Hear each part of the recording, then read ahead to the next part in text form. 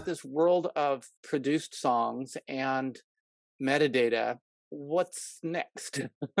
Like, you have it at the song level.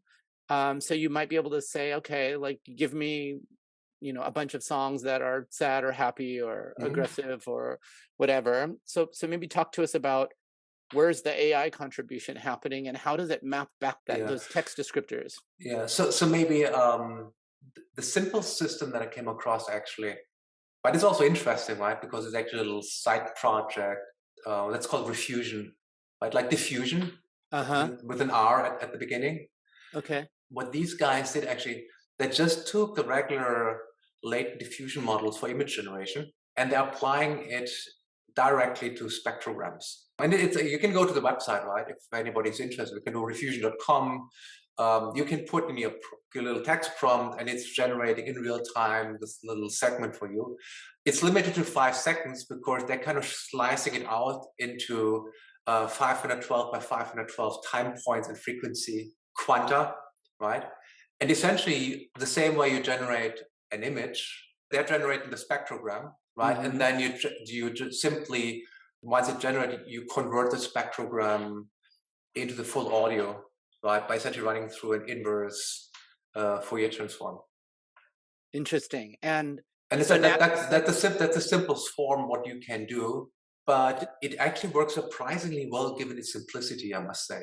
And the interesting part is there's actually a whole community of people who are now using that to build their own models. Why do you have now art? If there's like a little community that you can find from the website of people describing how they're using their own audio material, feeding that into the model, and just creating their own personal model in this little sandbox environment. so maybe for the benefit of the audience here, so what I'm taking is you have a three-dimensional signal, you have a frequency bands, and then you have the power for each of those bands, and then Mhm. you are moving that across time. So for the audience, picture your in the olden days you had your stereo, with your equalizer. Now you have that signal kind of varying over time, and then that whole thing goes into the same diffusion model architecture that we use for imagery and video analysis, correct? Correct. Right. So essentially, we're kind of quantizing the frequency space into bins, and they kind of correspond to the pixels, say along the y-axis in my image.